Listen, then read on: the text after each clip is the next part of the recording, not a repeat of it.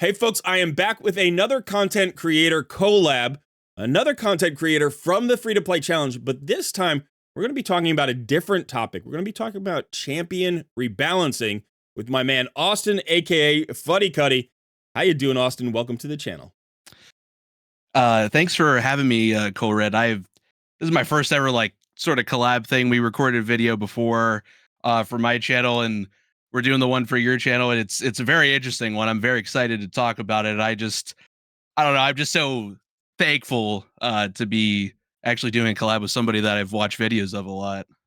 That's awesome. Yeah, and we did this first half on should I call it Fuddy Cuddy's? Because that's the name of your channel, but you go by Austin, correct? Yeah, I mean, I don't know. I just kind of go by Austin because it's that's just what I'm used to. Yeah, sure. All right, so Austin, but the channel is Fuddy Cuddy. I will put a link to the channel in the description of this video. You should go check out the first half of our collab, especially if you like longer collabs. We took a deep dive, Yeah. into a lot of, well, I'll let you go discover it, but it's a fun topic. So, yeah, go check that out. Check out his stuff. If you enjoy his videos, throw him a subscribe.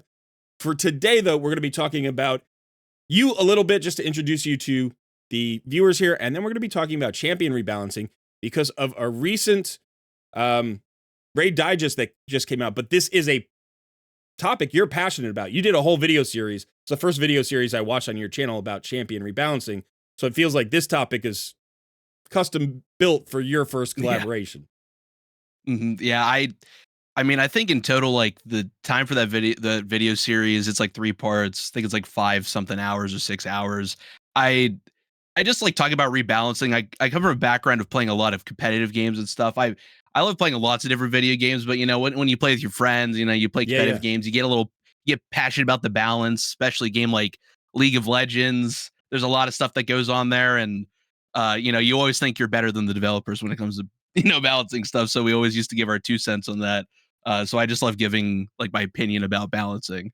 And I feel the same way. I think there's nobody who knows the game better than players because we literally take it to the breaking point, and then when it breaks, we talk to the developers and hey, we broke your game. Could you fix it? And they're like, we worked really hard to get it to that place. Why did you break it? It's and so there's this difference of philosophy. But I do think that champion rebalancing here in Raid Shadow Legends we could benefit from a bit more. There's definitely some champions that need to be rebalanced. We're going to talk about that as well. So I hope you are interested in that topic. You stick around for it. I am Cole Red. He is Austin, aka Fuddy Cuddy. Let's get started.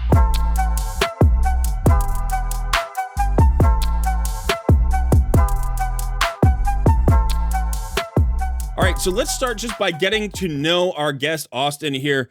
Austin, one question I always like to ask content creators when they come on the channel for the first time is, was there a game in your history, in your childhood or recently, where the switch flipped and you knew all of a sudden, oh, I'm a gamer now. This game has converted me. I used to like games and now I'm a gamer.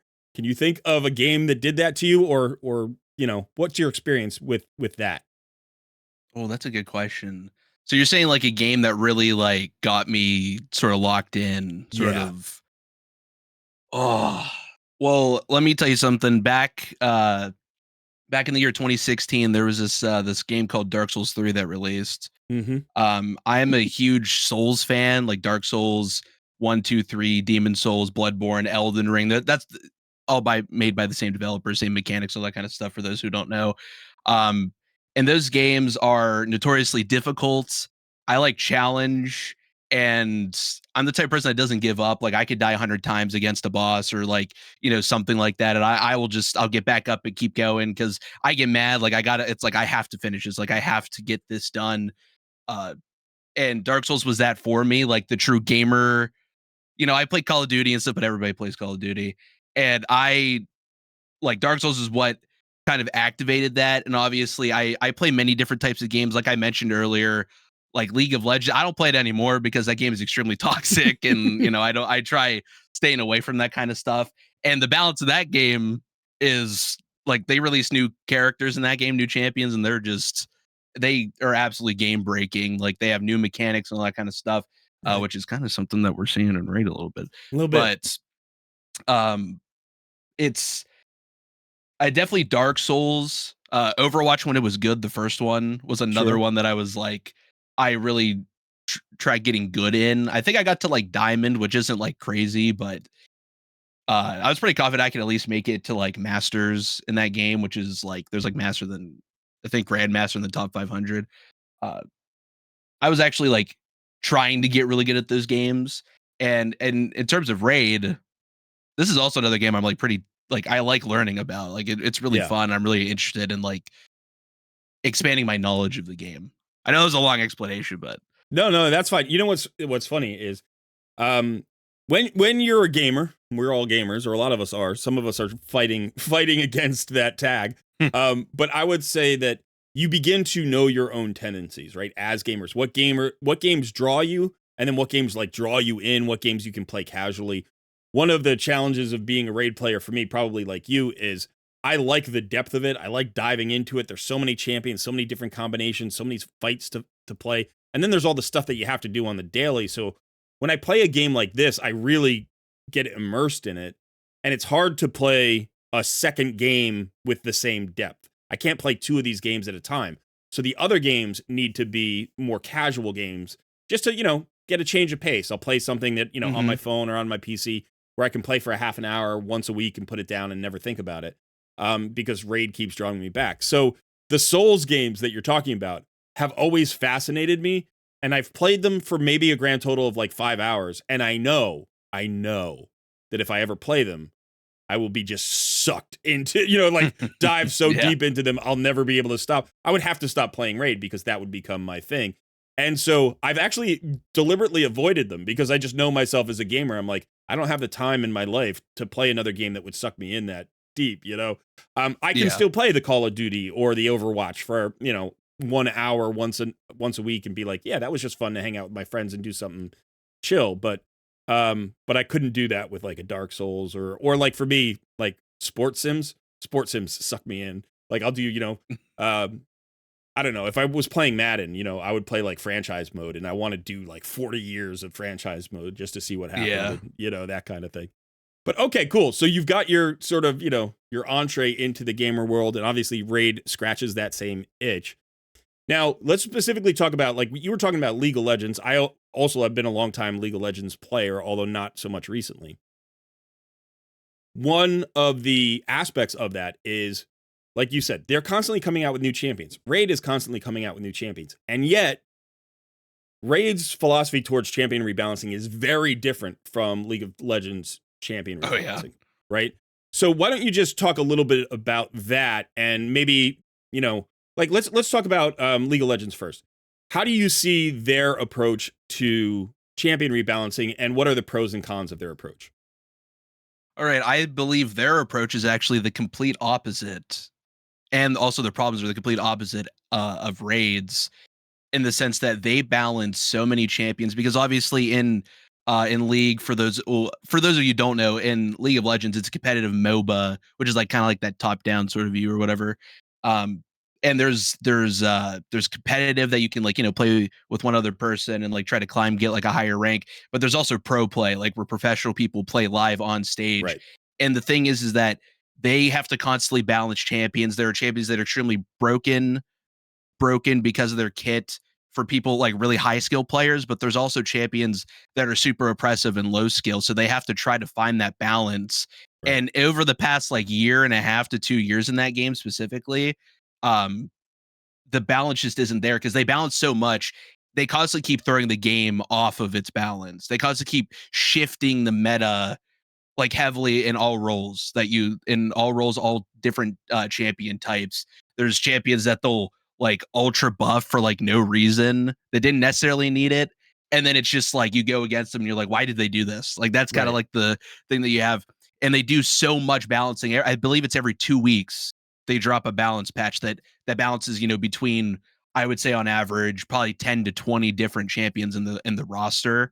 But that very easily, like I said, just throws everything off. In Raid, there is a lot of imbalance in the game because of new champions they release. That's what's similar about Raid and League is they'll release in both games champs, typically like mythicals and legendaries that have these crazy new mechanics that might throw Right. the game balance off or completely just like trivialize something that was actually like a challenge before. Uh, and that's something that they do have similar, but with Raid, they barely balance. They've started doing it this year. We actually talked about it before we started like recording that like they didn't really balance like at all like last year in 2023, but now they actually have like done some balancing of some champions. Like there was like Tremaria and what's that guy's name? Skullord Vargal, and a few others. But at this rate, I mean, how many are they going to balance this year? Like 10 champions or something, like 10 or Right. 12. And it's like that's cool. It's at least progress, but it's considering that how many champions are in this game? Like It's over 800, I think, at hundreds. this point. Yeah. Yeah. So I mean, it's like they don't need to perfectly balance every champion, but they really need to be making more strides. Maybe not go as crazy as League of Legends to not just completely ruin the balance of their game and the feel of their game, but at least try to like pick up the pace to try to make things feel satisfying for players. Yeah, I agree. And in general, as a content creator and as a player, I've been advocating for this for a while. One of the nice things about this most recent patch is that they actually approached Raid or PLARIUM approached champion rebalancing in a new way, in that they did all those AI adjustments. Did you see that in the last patch? Yeah, yeah. Yeah, and so that's a different way. Like rather than just take one champion at a time, you can say, okay, all champions who have a buff removal skill will now prioritize that against champions that have an unkillable buff. So you don't get stuck in those endless loops in faction wars or whatever, where it's just like, you're constantly fighting a champion that has unkillable and you never cleanse it. And so that's a good way to get additional balancing into the game, I think. But there's still, like you said, if there's 800 champions in the game, and my personal opinion is probably half of them could use an adjustment. It's like you need to be balancing 10 champions a patch, not 2 or 3, or 20 champions a patch. And if they did this kind of skill rebalancing and AI rebalancing a few more times, that would be very helpful. But honestly, I think until you start saying we're going to rebalance 10 champions a patch, you're always going to be running behind because you're introducing 5 new champions every patch. So, like if you're rebalancing 2, that means the 5 that you introduce have to be pretty much perfect and not need rebalancing, or you're going to be in this constant state of catch up. Okay, so I like what you're talking about here. Now, you put out this video series. We were talking about this video series where you were specifically, I believe, really focused on buffing champions. We know that PLARIUM doesn't like to nerf champions. What do you think about nerfing in this game? Because I think nerfing in League of Legends makes a lot of sense when you have broken champions. But what about in a gacha game where, unlike League of Legends, you don't get your champions for free? You can't just play and get them. You have to, in a lot of cases, spend money on them. Do you think that's the major reason why PLARIUM doesn't nerf? And do you think they should still nerf regardless? I don't think nerfing is a very good idea for this game specifically, because I believe if they start nerfing champions, especially like very oppressive, like legendary champions, for example, I think a big example, in the past, like however long they've been released, is like Taras and Marichka, because of how like insanely like oppressive they are, like in arena. Like I don't have them personally, but like, I've watched like Big Papa Drox videos and like, all that stuff. And you just see Taras Marichka. I don't really know like the full arena meta, like in that super high echelon anymore. Probably like a lot of mythicals, if I had to guess. But the thing is that if they start nerfing those, then that opens the gate of nerfing champions or nerfing characters that don't really need to be nerfed. I think like they might think something is too strong, or it might backfire and really anger, like for example, free to players, because whenever you nerf a champion, let's just say they do nerf Taras or Marichka. Imagine being a free player and you get that one void shard on a 2x and you pull it, right? There's definitely free to play players that might have pulled one or the other, and then that champion gets nerfed into the ground because they kind of do need to be nerfed because of arena balance. But then again, it's like a catch-22, isn't that what the term is? Like it's like a lose-lose situation, because if they nerf champions that actually need it for like the the big spenders and like the like high things, they're probably going to be mad because they spent a bunch of money getting those champions, because like you said, real world money is involved with this. Right. It's most people probably spend money on this game even if it's just $5, and it would feel really bad for you to spend your money and then a champion be nerfed. I think for the most part, unless there's an absolutely disgusting bug with the champion, but they usually fix those. Even if it makes them stronger, usually they fix bugs that kind of like affect the balance of a champion. I think they should mainly focus on buffing. Buffing Okay. epics and legendaries that desperately, like especially like the outdated ones, desperately needed, or at least giving their kit and updating so you don't feel like garbage whenever you pull that champion. This is interesting, and this is where I think I understand that perspective, and I do feel there's some merit to it. But I actually have a different perspective, and it's based on League of Legends, actually. So we've talked about this. One of the things about League of Legends, so I think their champion pool is probably like 170 or 80 champions at this point. I think they're not. I don't think they've hit the 200 champion mark. No, I think they actually have. They have hit 200. I think they have. Okay. I think they're just over now. So it's a big champion pool, but not on the size of Raid. And yet, despite having, let's say, a quarter of the number of champions that Raid has, anytime they do a rebalance patch, they rebalance like 20 champions. You know, they're constantly tweaking their champions. And what can happen is, let's say you have a main on that, you know, like you play one character in every battle if you can. So like, let's say my biggest main was always Leona. So I played Leona, and Leona would go through this cycle where somebody else would get buffed, so she kind of is getting a shadow nerf because the champions that she's playing against are getting stronger. And then the champions that she's playing against get nerfed, and then she gets a buff, and then she gets a nerf, and so the power balance is constantly shifting. But there are times where Leona is strong, there's times where she's on par, and there's times where she's weak, and you kind of keep cycling through these, you know, different states of the game. And as a result, it sucks immediately after your champion gets nerfed, but you always feel like they're going to come back around. They're going to be reintroduced to the meta somewhere down the line. And it may not happen when they're changed. It may happen when items are changed, or it may happen when other champions are changed. And so I feel like nerfing is like, if you're only buffing, then you're just power creeping the whole game, right? So in order to counteract the power creep, I think periodic nerfs or cyclical nerfs can be a healthy thing. Now, I'm not saying it won't feel bad, and sometimes people leave a game when their favorite champion gets nerfed. So there is that threat. But if you get used to the idea that there's this cycle, and we're constantly kind of shifting the balance a little bit to make everybody eventually have a strong main, you know, like everybody gets their day in the sun, then it doesn't feel as bad, you know, when you get nerfed. You're like, all right, so when my time in the sun is over, but it'll come back around next year, you know? But again, can that work in Raid? That's certainly not Plarium's philosophy, and I understand why. Yeah.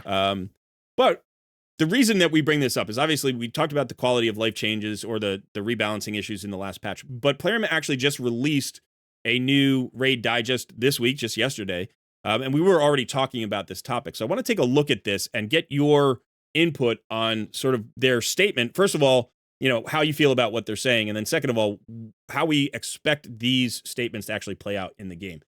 So let's just pull this up. So this is the Raid Digest from the 7th of February, and there are a couple of different things in it, but we're just going to focus here on this champion rebalance process. I'll include a link to this in the description, but you can always go to Raid's Discord, and they have this posted in their Discord as well. So let's just read through the first couple of pieces here. Champion rebalance process. After each champion's rebalance, we often see the same questions, so we decided to clarify some of the aspects players were curious about. Thank you, Plarium. We like clarifications. We like transparency. So it's always good to see stuff like this. I don't feel they do it enough. How do devs choose champions to rebalance? And it says here, this is really interesting. You and I were talking about this. Player feedback and in-game champion ratings, now that it has been reset, are essential factors. Players know best the strong and weak sides of the champion, so we prioritize champions that players see as lacking and make appropriate changes.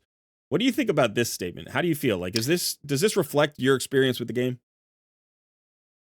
I think it's cool that they said player feedback. So hopefully they're watching, you know, like the, you know, content creators out there. Maybe if people put stuff like on Reddit. I don't use Reddit personally, so I don't really know. But the in-game champion ratings thing, I know they reset it to try to reflect more accurately how good or bad a champion is.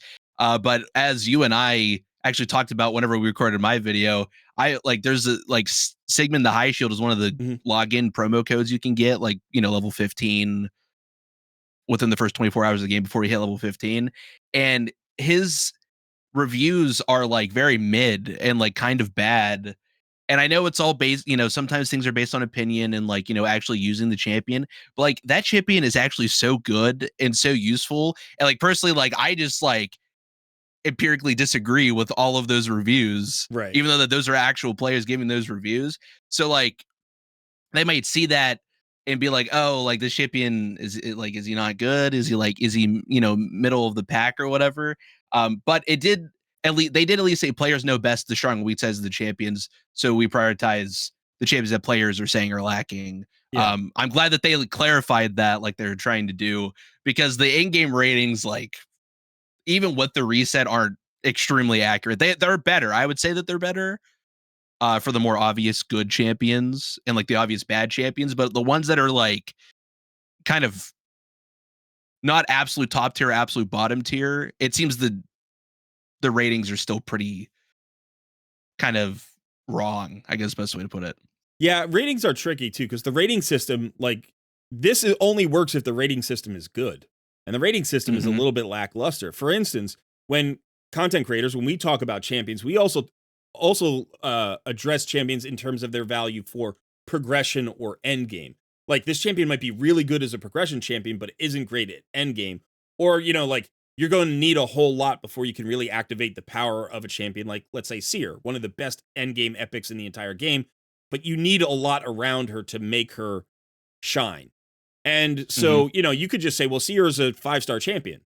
And then somebody pulls her in week 1 and it's like, oh, I got a 5-star champion. I'm going to build her out. And then they've sunk all these resources into a champion that's not that good early game. And so, the rating in game doesn't reflect that. Like you can't choose when they're good, so I do think, like you said, the rating system is a little bit wonky. There are also like all you have to do in order to have a rating is just have a champion at, I think, 5 stars. I believe that's what it is. It's like, why are you rating a champion at 50? Because you don't know how they're going to perform at 60. It's like that you should really have to have them at 6 stars, I think, before you are able to rate them. But I understand why they don't do that. So, okay. So, yeah, it's good. I agree with you. They're taking player feedback in some way, shape, or form. But let's see what else they say. So, history of rebalances, this makes sense, right? If the champion has had a rebalance recently, they're probably not going to tweak it again. I've got no problem with that. Older champions have a higher priority than new ones. However, it is a case-by-case process. You can still see new champions in our monthly rebalances. That feels pretty good, right? That makes sense. Yeah. All right. And then Void Affinity also affects our decision. Void Legendaries are hard to come by, so we want them to meet player expectations and update their kits when possible. Awesome. These 3 completely make sense to me. Is there anything that stands out here either as, like good or bad or true or false to you? Well, the history rebalances one, that one just makes complete sense. It makes sense they're not going to try to rebalance a champion immediately after rebalancing them. You want to see how it plays out with the community, and then later down the line change that if possible. The older champions one is interesting, and how they said in a case by case process. Recently, Tremaria, I actually talked about this. Tremaria and Skull Lord Vargal. Like Tremaria isn't a very old champion, but Skull Lord Vargal is a pretty old champion. Like that's kind of an example of them actually like being accurate with that statement of doing that. So I actually believe them in like that sort of statement that it could be mostly older champions, but could also be newer ones as well. Yeah, good point. Do like the idea of them buffing bad void like imagine if you pulled like what's a bad void legendary? Like imagine if you pulled Fortis as a new player. Now, obviously having a void legendary, it's still going to be useful. He's a 5-star. He has all this stuff. But Fortis is like a void legendary that you need like another legendary to help set you up and be better with like the true fears and stuff. So they're still going to be helpful early game, but you're going to just end up, he's just going to fade away. He's just going to kind of like, he's going to go into the vault. He's going to be like, don't worry, I'll be here for now. I'll come out in like 3 years whenever they actually buff me, sort of thing. So I do like that they're prioritizing void legendaries, because you understand this as a free to play player. Oh my God. Like getting void legendary is so difficult. Like it takes forever usually. Yeah. So yeah. Yeah. I just did a video. I think they're being pretty honest. Yesterday. It sounds like they're being pretty honest. I will say this about the void legendaries, which is if you look at void legendaries that have been buffed, I think they're doing a very intentional job of not making new broken champions. They don't want to have to, nerf a champion they just buffed based on what they said before. It's like if a champion has had a rebalance recently, They don't want to break They're it not and then gonna have to touch it. rebalance it again. So if you're getting a buff, usually you get a buff from being bad to being pretty good. And that feels good if you have that champion. Now you get a useful champion where you used to have trash. But rarely does that champion just like change the meta, which is also probably good for all of the other champions that people have. Because like we were talking about with Leona, like sometimes Leona would get a buff, but sometimes she would get a buff because other champions got weaker, and that just happened. Mhm. But I will say, like, I have a particular Void legendary that I would love to see a buff PLARIUM. It's Allele. He's the Void legendary nuker in the Sylvan Watchers factions, and he's got a great kit, but sometimes the kit's not the problem. Sometimes it's just purely the damage numbers or the speed or the survivability. The stats need to be rebalanced. And other times the kit needs to be rebalanced, like with, Chimeria and Gergo, where you're saying, their skills have been changed to be more effective and more reasonable. But yeah, I think all of this makes sense. I like what they're saying. We don't always, PLARIUM doesn't always deliver on their promises, but I like that they're saying this stuff now, and this may reflect a change in philosophy as they move away from Aristocrat, their former, parent company, towards MTG, which is specifically a gaming company and not a casino company. So this could be something we'll see more of in the future. I will say, okay, so this next one bothers me a little bit, and I want to get your opinion on this. Champions from persistent fusions or similar resources have a lesser priority for rebalance. They are mainly meant to introduce mechanics to players or fulfill somewhat niche roles on the team, so are less likely to receive a rebalance as long as they serve a purpose. This one, to me, specifically feels like they are calling out Razin Scarhide. They are saying Razin is not going to get a rebalance, and it seems also just like as a general statement to kind of be a warning to free-to-play players. Like, hey, we're not really interested in helping out free-to-play players get better champions. We want the champions you spend money on to be more attractive. That's sort of the subtext that I'm seeing here. What do you think? Am I letting my bias against PLARIUM bleed through here, or do you think that's a valid interpretation? Oh, that's exactly how I interpreted it, to be honest with you. I mean, like, the thing is, how do I get what their logic is, like how you explain. I 100% agree that is their logic, which is you can get them for free, but we want the champions that cost money to be better. You can get it for free. We don't want you to do that. Okay. But I mean, is it really that big of a deal if we just reduce the cooldown on his A3 and gave him a little extra base speed? Like, is it that hard? Yeah.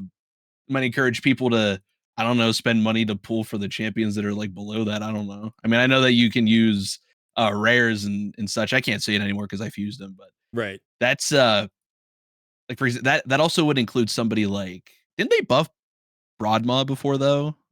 I don't recall. It's possible. I don't know if he was buffed or he was just always. I mean, like they buffed Vizix. I can't remember. They buffed Vizix significantly. So that was a free champion that got really a whole rework and brought her up to a level where you're now happy to get her at 270 days. But that's the only free champion that I can really think of. And like, they're not going to. I don't think this statement applies to Lady Mikage. Like, I don't think they would ever say it. Like, if Lady Mikage needed a buff, I think that she doesn't. But if she did, I think they would give it to her. So it feels specifically like they're talking about champions, maybe like Arbiter or Sill of the Drakes, or who could use a buff. It would be those two epic versions of the starter champions, like the Elhain and Athel, the undead versions of them. Oh man, hold on, I gotta look at this because but those could use buff. Dark Elhain, Dark Athel, they could use buffs, but they're not going to get them. And I think specifically Razin is the one everybody points out, and it sounds like they're basically saying, they say here, it says have a lesser priority. No, what they're really saying is they have no priority. We're not doing that. And I think that's a mistake, because as the game gets power creep, the value of a Razin gets less and less over time. And he needed a rebalance 2 years ago, and he's actually in a worse place now than he was before, just because of the power creep. So, yeah, this one doesn't feel so good to me. But okay, go ahead. Oh, sorry. I only fused them just to do the mission for Arbiter or whatever mission it was, like to fuse Razin Scarhide. I ended up actually pulling one like pretty soon before that when I had to fuse them anyway. So now I have two Razins. Always feels Which bad. is still, I mean, he's still useful in faction wars. I would say on average, most people probably have a good enough faction wars team by the time they get Razin to like, maybe he does slot in, but it's like, are you going to invest in him? I don't really know. I guess unfortunately / luckily for me, it's kind of like a double-edged sword here. I haven't pulled any good Lizardmen for my faction wars team other than Venom Mage, so he actually is useful for me. But I'm in like the ultra niche scenario where I have only pulled one like good true champion to use. But anyway, sorry, I No, digress. that's okay. And for me, my experience is 2 or 3 years old when I was in that position. So when I pulled Raz and when I got him, he actually dominated faction wars for me. He was like that awesome champion. And I still think he can be valuable there, but like you said, it just depends on who are you pulling? What are the fusions? Like if the Pytheon fusion was there for you, that's your best Lizardman, probably. Mm-hmm. Or like maybe you had a Vargal sitting in the vault and now all of a sudden he got buffed and he's the key component. It's like there's all sorts of different ways to approach this. But I think that if he's a permanent fusion, he should be on par with what his role is compared to the champion pool as an entirety, like in its entirety. And he's gotten weaker versus the champion pool, and so he should be brought in line with the champion pool again, I think. And if it happens again, he should be rebalanced again in 2 years. Because he is a permanent fusion, there's a huge impact on a player's account, from this champion potentially. And the weaker he is, the less of the original intention is being fulfilled, I guess. But anyway, okay, so let's move on past that because I can get stuck on that for a while. So the next question is, why do we not rebalance champions more often? And this was interesting when I read this one. I'll read this out loud, and then you can give me your response. I won't taint your response with mine this time. But rebalance of a champion is essentially the same process as creating a new one, with the added bonus that the champion model is already in the game. While it may not look like it on the outside, it is a long process that involves work from multiple departments. And if we prioritize rebalancing more champions, it will significantly slow down our update release schedule. Rebalances are an endless process, so when we have any wiggle room in the update, we are more likely to include quality of life features than an additional champion rebalance. What's your initial response to this statement? See, my only thing is I don't necessarily know how much work goes in. I mean, they kind of like sort of allude to it takes a lot of work to rebalance a champion. Um, and I don't understand like the coding or like the foundation behind this game, like the coding logic, because I'm not very well versed in that kind of stuff. Because sometimes I'm not saying that raid is, but sometimes like for example, League of Legends, actually, I'm going to use that example. People call it the Riot spaghetti code because that game is built on like really shaky kind of weird code. So like there's a lot of weird bugs and stuff that happen in that game that like oddly don't get fixed for a very long time because it's almost like a chore to go back and do stuff. And I don't know what like their coding looks like. Um, so I'm just going to kind of like assume that everything's just like relatively normal in terms of the coding aspect for it for my statement. But they say it will significantly slow down our update release schedule. I think what that means is it will significantly slow down the new champions that we release. Right. Personally, I think that's what that means. Obviously they do have other updates. They're doing more quality of life stuff, which is also cool. Like how you said with the AI, which is another good way of like actually buffing champions. Because you see those stupid paragons in the faction wars, and like you said, he just does like the two like unkillable 2-turn cooldown thing over and over again. And now those champions with buffer moves will prioritize that. And like that's a really nice change. They also did one for Fire Knight, right? Where like Newt, he doesn't use his Blessed Bash. It's like his lowest priority skill. But they did it for like 5 champions. And again, I know that that's for a specific champion logic, but I it's I think they need to do more. I don't know. I don't know how many people work at PLARIUM. I don't know if they have like a division specifically set for balancing and one for champion creation and one for that. Obviously, you have to work like people in balance would have to work with people in champion creation. I'm assuming to do that if that's how it works. But if they don't, they should create like a little team of people, maybe to like go through, look at community feedback, look at all that stuff, create like buff lists of champions that deserve to be buffed or like they think deserve to be buffed or need to be buffed, and maybe just like kind of start with that. I don't know really how it works.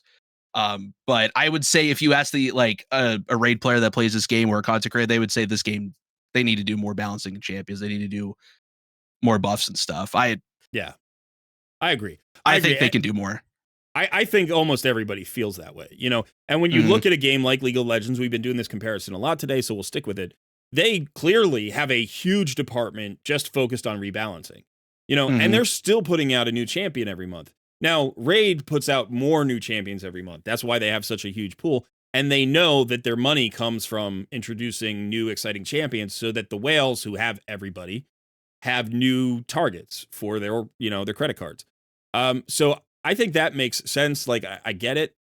But this statement bothers me on two fronts. And this is always Plarium in my experience. And this is why I have such a negative kind of connotation with these kinds of things. Because I feel like they're gaslighting us. That's what it feels like to me. It feels like they're gaslighting us. They're like, we don't want to do this, but we recognize that you want us to do this. So we're going to try to like twist or spin this so that you feel like, oh no, it's completely reasonable that you don't give us what we want. And so like rebalance is essentially the same process as creating a new one. No, it's not. It's there's no way, like even if I don't know coding, there's no way logically that's true. You don't have to generate new art. I know that that's massive. If you've been watching the Fateless like podcasts and Hell Hades like, you know, leaks on Godforge, you know what goes into this process. Like it is a very long process that includes a lot of people. But let's say this. Let's say you just find it. We talked about this before. Sometimes you don't need to redo a kit. You just need to give some boosts to damage numbers. A lot of rebalances are like, we've increased the damage. That's a number. That's all that number is. It takes a little research to figure out what the number probably should be. And then in terms of coding, that can't be the same as building a champion from scratch. That's ridiculous. It's not true. You know, so it's like they're trying to say it's a lot of work and it's not as advantageous as you think it is. And in my mind, I'm just like, no. I think you could rebalance 5 champions with the same amount of work it would take to create one new one. You know, and maybe those numbers are off. Maybe it's 3, maybe it's 10, but it's definitely more than a 1-to-1 ratio. So that just feels like they're straight up lying to us. And I hate when they do that. I hate when they do that because you don't have to say that for us to like get your point, you know? And then the other thing I think is, you know, this part down here is really the other thing. They're like, hey, you know, we would rather give you more quality of life updates than another champion rebalance. You're always asking about quality of life updates. You know that's really important. And it's like, well, yeah, you're not doing enough of those either, you know? So it's like, yes, I agree with you. Go ahead, cram those new quality of life, you know, features into the patch. But it's like, we got, you know, we had to ask for like 2 years before they gave us a new filter on the gear, you know, like, it's like, we want to be able to filter gear. It's like 2 years of asking. It's like, no. We're giving you, I don't know. So I really hate this answer. This is the only answer on the page I actually kind of hate. And I think that's good. That's progress for Plarium when I only hate one thing that they say on a given raid digest, you know, it's typical.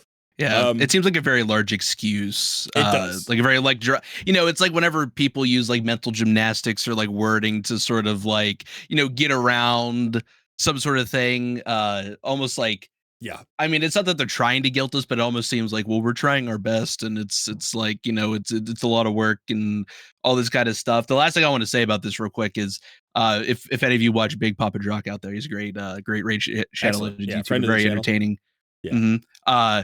He has talked about like stuff like this, where like especially like quality of life stuff. He has talked about other games in the genre that essentially like raid out the box. Now, obviously, games that come out after games that like Raid that have existed for years, they obviously can learn from the mistakes. Yes. And it seems like a lot of these modern games, they actually they typically have more stuff, more convenience and quality of life stuff, and just like navigating through the menus. Like sometimes it's cumbersome to get through stuff in this game. No, you bring up a really good point, and this makes me think of another game, another huge game. We talked about League of Legends, but this actually makes me think about World of Warcraft a bit. You know, one of the things about World of Warcraft is it's from a very old generation of MMORPGs, right? It was not the first generation, but maybe the second or third generation, but an early generation of MMOs. And what happened is later MMOs that were labeled as WoW killers came out, and they had all these mechanics that were better. Like they had learned from WoW, right? Players who played WoW went and built the next generation of MMOs, and all of them were more advanced. They innovated in all these different ways. And what WoW did really well is they looked at the next generation and said, oh, that's a great feature. Oh, that's a great feature. We're going to steal those, put them back into our game, and bring our game in line with the current generation. But because we're this legacy title that people have invested more in, if we can keep up with the current generation, people would rather play us than start a new game from scratch. And they were right. And that's allowed them to be at the top of the market for nearly 20 years. It's insane. It's a great model for development. Raid could be the WoW game for gacha. They could be that. They're not the earliest gacha game, but so they came in with like, you know, a good model. Like they were the innovators at first, but what they've done is fallen behind. You're talking about Dislight. I've been playing King Arthur Legends Rise recently. Way more convenience. Way more convenience in that game. I wanted to try out that game. Yeah, it's fun. I haven't tried it out yet. It's not as deep because it's only, you know, this is a 7-year-old game, Raid is. So it's like, this is a very, very deep game. But all of the systems in these new gacha games are just cleaner and smoother and less inconvenient, and they care about the player experience more. And what Raid should do, if you want to be the WoW of this genre, you just steal those ideas, implement them, keep improving your game on that level, and we'll stay here because we've invested 4 years or 3 years or 7 years into this game, and we won't go to the new game. But if you don't stay current, you're eventually going to feel like a dinosaur, and we're going to play games that are more convenient. So learn your lesson, PLARIUM. This is what you need to do to continue to be successful for the next 5, 10, or 15 years. I mean, some of these games have been around forever, and it's just like, yeah, that's what they need to do. Okay, but so we've talked about this a lot now, but one of the things I'm really interested in is specifically how you would go about, you know, balancing or updating champions. We talked about this on your channel. He's got a whole video series. You should go watch it. It's a cool video series. But yeah, so let's go into the game, and we're just going to talk about a couple of champions that we think maybe could use some updates. And we want to spread this around a little bit. We're not just going to be talking about legendaries, because even though PLARIUM is focused on legendaries, sorry, I got to clear my red dots all the time. So even though PLARIUM is focused on legendaries, as players, we're focused on the full spectrum of champions. So where would you like to start? Now, what's funny is they talked about not balancing champions that like persistent fusions or similar things. Yeah. But I actually, before I read this, because I didn't read this whole thing, Corred actually informed me that this came out, and that's what we decided to talk about yesterday. Yeah. I actually had Lordly Legionary on my list. It was like the day 150 login, I think, if I'm not mistaken. He's back here. 150. Let's see. Yeah. All right. Yeah. So Lordly Legionary, and what's funny is I actually pulled this guy on my free-to-play account for the free-to-play challenge. Part of the reason why it is relevant, because I used him, I pulled him, first epic I pulled, I believe, if I'm not mistaken. Either him or Rain Beast was the first ever epic that showed up whenever I pulled my shards. And I was very disappointed, obviously. We know that Lordly Legionary isn't the greatest champion. He's not absolutely terrible. But the thing is that you can tell this guy's outdated and his kit doesn't make sense. And that is why I picked him, because it doesn't make sense. He's supposed to be some sort of, I think the description is like some like Fire Knight something. Like he's really good against Fire Knight. That's like what the description is for this champion. And the thing is that on his A1, he has a 2-time hitter, which isn't terrible for Fire Knight, but you want a triple hitter. And the only way he gets extra hits is if the target is under a 50% heal reduction, or 2 more hits if they're on 100% heal reduction, which, yes, it's almost like they're encouraging you trying to like play against the default Fire Knight mechanics. But the thing is that you have to break the shield first. Like like when you're looking for a Fire Knight champion, before you even look for a heal reduction, you look for anything, you look for multiple hits. This doesn't make sense. And even as A2, which has a decreased speed and 20% turn meter decrease, which is good for default Fire Knight, it's a 1-time hitter. So even if there's like his AI activates, because we know the AI is, will sometimes use your abilities that you don't want when the shield's up. It's like, this isn't even like very helpful, because you would rather them just use this, but you can't force it to happen in the AI. And then his A3 has a reflect damage, which again works on getting hits for the Fire Knight. What would it be? 5 hits, right? For everybody. If the Fire Knight like hits them with his shield. And then he has a continuous heal, which is cool, but it's on a 4-turn cooldown. Now he is an old champion. So that's why it's like, okay, I get it, he's outdated, but this is why, even though they said they're not going to prioritize this, it kind of hurts my heart, because they could very easily go in and make his A1 like a triple hitter, and then he places an extra hit if the target's under decreased speed, the debuff that he has in his own kit. So Right. he has a triple hitter. It's a little bit easier to initially break the shield. And once you get that decreased speed, he becomes a little bit better at breaking the shield. So now we have a champion here. Like for the decreased speed, they can make it an AoE. So then he's also helpful in the waves leading up to going to the Fire Knight. He's not broken, but decreased speed is an amazing debuff to have. And the thing is, I don't believe that takes a lot of stuff to do. I mean, I know that with an AoE, there's an animation and then like things happen, but they reuse animations all the time when, especially for like epics and rares and lower champions to like do like their AoEs and stuff. So I feel like that would be pretty easy to implement. And then there's the AoE reflect damage and continuous heal. This should just be on a 4-turn that books down to a 3-turn cooldown, just to keep it in line with like what's going on with the other champions. Or what they could do if they wanted to really change it is do a 30% reflect damage and maybe like a 50% increase accuracy, just so then it's easier for him to place his decreased speed or something. And it's also pretty beneficial. And it's like, even without adding anything else, without adding a passive, without adding like anything else crazy on his A1, like maybe he decreases turn meter by 10% per each hit as well, or something like that, just to help again keep the shield down on the Fire Knight, he immediately becomes way more usable. If you're like super unlucky with Fire Knight champions and you get this guy at day 150, you might just use him. You know what I mean? Right. Or if you pull him, you're like, I pulled him, I'm like, oh man, I use him as a filler champion for one day. The first day I played on the free-to-play account, whenever you're at your weakest and you're just trying to get through the game, I use him for one day and then I immediately replaced him. And that doesn't feel good when you pull an epic, especially as like as an early game player. No, I think this is a great call out. I would love to see a champion like this rebalance. I like the way that you're talking about it because, you know, this always bothers me. And this is an older design that they don't do as much anymore, where he gets a benefit from a debuff that he doesn't have in his kit, you know, and that's really frustrating to me. Like, he should bring, if he has a conditional, he should bring the condition. And if he doesn't, he shouldn't, you know? So I like the idea of, first of all, if you want to keep it a double hit, fine, but then make it have a usable debuff, like a decreased speed, or he brings the heal reduction or something. Like, fine. If you don't, then you should, in fact, increase it to a triple hit if you want him to really be a Fire Knight specialist. And I completely agree. The reflect damage is also like, that's not a tactic we typically use anymore. Only in the early game is this valuable, and we're getting him at 150 days. So at 150 days, the reflect damage probably won't be part of your Fire Knight tactic anymore. You're going for breaking the shield quickly and turn meter controlling him.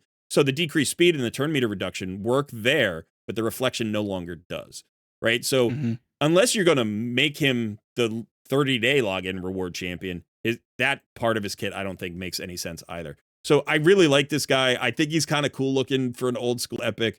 I even think, like, you know, having an identity as a Fire Knight champion is a good thing to have for a particular champion. He just comes in too late, and his kit no longer makes sense with all of the other champions that we've seen come out since then. And I think this is where, you know, talking about that Raid Digest thing is, they want to work on older champions. This is an older champion that could use a rework, but they don't want to work on the free champions. And I'm like, that's where you got to set that aside. Yeah. It's like, it would be very easy to just go in, if I had to guess, and change this guy, because everybody, I mean, this guy's just sitting in everybody's vaults, if I had to guess.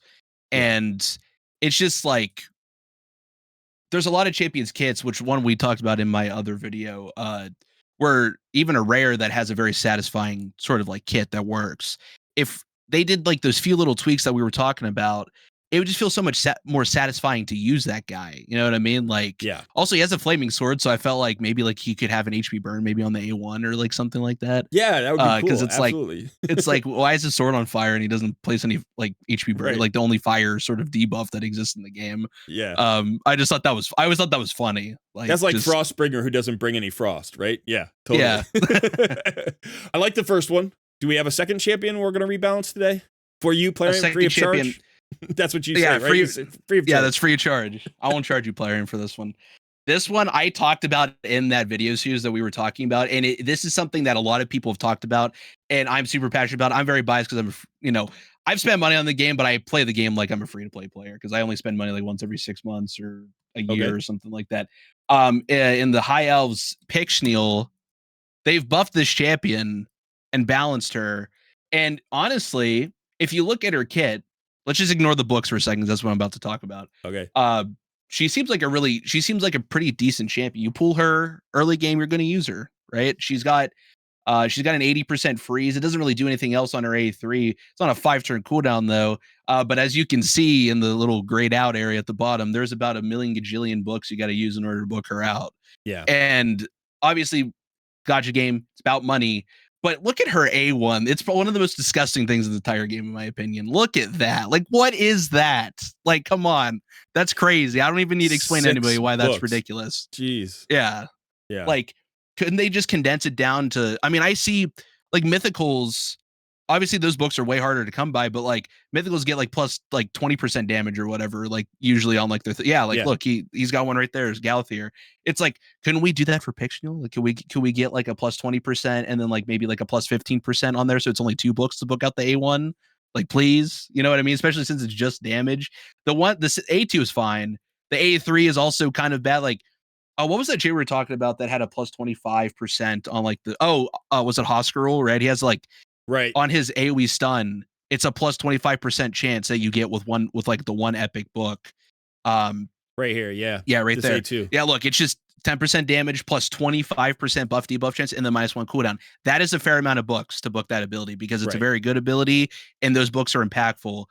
I think for a lot of champions, and I think I'm assuming this is kind of easy because this is even changing their kit. This is just changing the level of books you need to book out champions. For example, like Pictionary, she would actually be pretty nice to pull early game.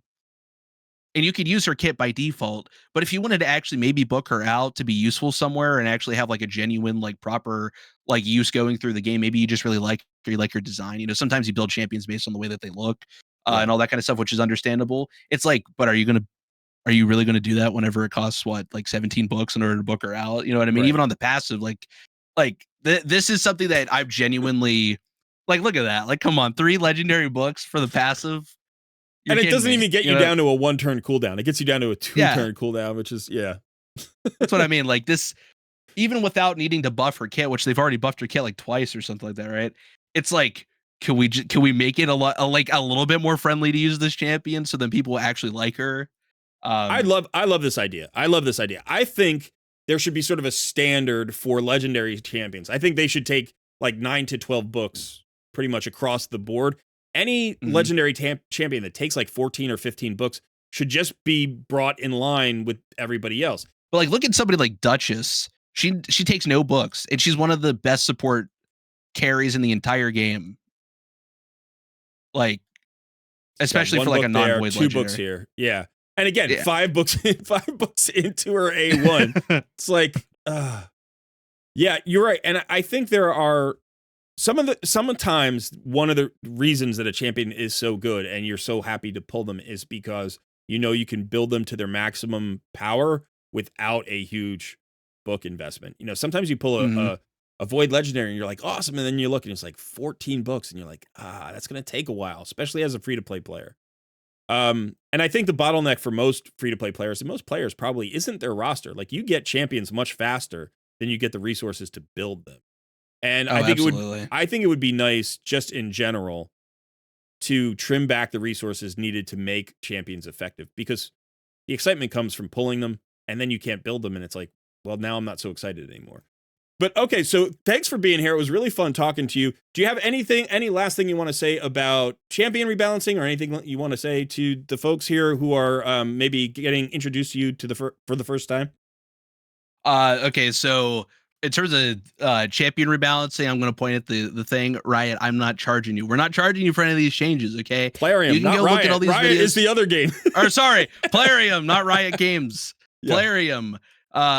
We're not charging you for these. You can use them. I'm not going to be like, hey, you owe me money because I made such a great change, or somebody else. There's every single week, there's probably at least a couple videos of a content creator making changes to the game, saying how they want to buff somebody, how they want things to change. And apparently they're trying to do that more, look at the community feedback and like content creators, all that kind of stuff. And that's really cool. But the thing is, you got to back that up. You got to back it up. And I think you got to just bite the bullet, balance some more champions, include some epics in there for the free-to-play players. Come on. And just really show the good faith of the community, because I feel like the good faith is down, especially like a lot of videos that I've watched, you know, people like complaining about stuff, like rightfully so, by the way.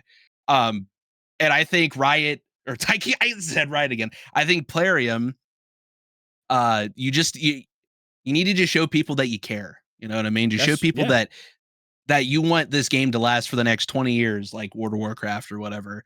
And that's what I want to leave it off with.